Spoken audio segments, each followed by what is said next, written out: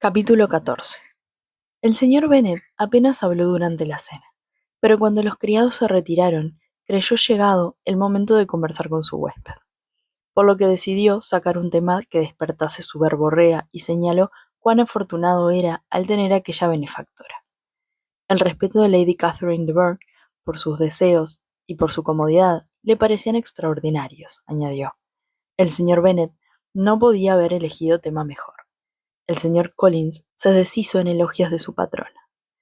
El asunto le hizo adoptar un aire más solemne aún, y con gran pomposidad declaró que jamás había visto comportarse así a una persona de su rango. La afabilidad y la condescendencia con que le trataba Lady Catherine eran tales. Había dado amablemente el visto bueno a los 2 sermones que había tenido el honor de predicar en su presencia. Le había invitado, asimismo, 2 veces a comer en Rosings, y el sábado pasado le había enviado a buscar para que completara el grupo de jugadores de cuatrillo. Conocía mucha gente que encontraba orgullosa a Lady Catherine, pero con él se había demostrado siempre muy atenta. Le trataba como a cualquier otro caballero, no ponía la menor objeción en que se relacionara con los demás vecinos, ni a que abandonara su parroquia de vez en cuando 1 o 2 semanas para visitar a sus parientes.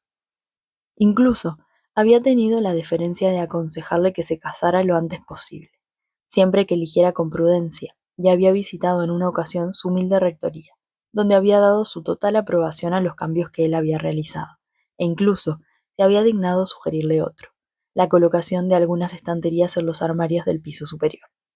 Todo eso es muy correcto y educado, dijo la señora Bennet, y supongo que es una mujer muy agradable. Es una pena que las demás damas de Abolengo en general no se parezcan más a ella. ¿Vive cerca de usted, señor Collins? El jardín donde se encuentra mi humilde morada solo está separado por un camino de Rosings Park, la residencia de mi benefactora. Ha dicho usted que era viuda, ¿no es así? ¿Y tiene familia? Solo una hija, la heredera de Rosings, y otras muchas propiedades. Ah, exclamó la señora Bennet, moviendo la cabeza. Entonces es más pudiente que otras jóvenes. ¿Y cómo es? ¿Agraciada? Es una joven realmente encantadora. La propia Lady Catherine dice que en verdadera belleza la señorita de Bourgh supera con creces a la más hermosa de su sexo, pues hay algo en sus facciones que solo poseen las jóvenes de noble cuna. Por desgracia, es de constitución enfermiza, lo que le ha impedido desarrollar muchas cualidades que, de lo contrario, habrían sido excepcionales. Así me lo ha comunicado la dama que supervisa su educación y que sigue viviendo con ellas. Pero es una joven extraordinariamente amable, y a veces se digna aparecer en mi humilde morada en su pequeño faetón tirado por ponis. ¿Ha sido presentada en sociedad? No recuerdo haber visto su nombre entre las damas de la corte. Lamentablemente, su estado de salud no le permite vivir en Londres, lo que, como le dije un día a Lady Catherine, ha privado a la corte británica de su joya más resplandeciente. A mi benefactora pareció agradarle esta idea. Como pueden ustedes imaginar, me complace aprovechar cualquier ocasión para ofrecer esos pequeños y delicados cumplidos que tanto deleitan a las damas. En más de una ocasión le he comentado a Lady Catherine que su encantadora hija parece nacida para ser duquesa, y que sería ella quien daría distinción al título, y no al contrario. Esas nimiedades le encantan, y es el tipo de atenciones que me siento especialmente obligado a dedicarle. Tiene razón, dijo el señor Bennet, y es una suerte que posea usted el talento de adular con tanta delicadeza. ¿Podría preguntarle si esas amables atenciones proceden del impulso del momento o han sido preparadas de antemano?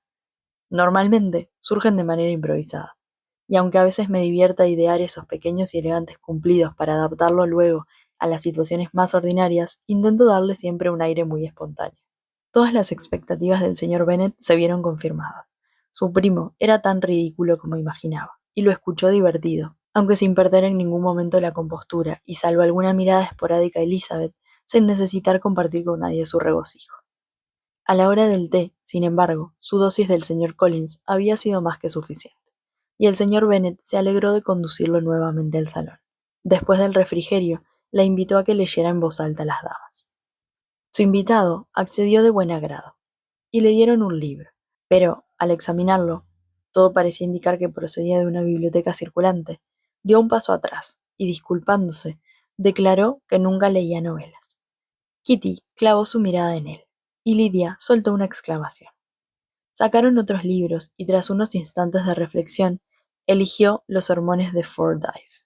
Lidia bostezó mientras el señor Collins abría el volumen, y antes de que hubiera leído 3 páginas con monótona solemnidad, le interrumpió diciendo: ¿Sabe, mamá, que el tío Phillips habla de despedir a Richard? Si lo hiciera, lo contrataría el coronel Forster. La tía me lo contó el sábado. Mañana me acercaré andando a Meryton para enterarme de todo, y para saber cuándo regresa el señor Denny de la ciudad. Sus 2 hermanas mayores le pidieron que se callara, pero el señor Collins, muy ofendido, dejó a un lado el libro y dijo: He observado a menudo lo poco que se interesan las mujeres jóvenes por los libros serios, aunque estén escritos únicamente en beneficio suyo. Confieso que me sorprende, pues no hay nada tan ventajoso para ellas como la instrucción, pero no importunaré por más tiempo a la menor de mis primas. Entonces se volvió hacia el señor Bennet y se ofreció a ser su adversario en el backgammon. Su anfitrión aceptó el desafío, alabando su prudencia por dejar que las jóvenes se entregaran a sus frívolas diversiones. La señora Bennet y sus hijas se disculparon con la mayor cortesía por la interrupción de Lidia, y prometieron que no volvería a ocurrir nada semejante si reanudaba la lectura.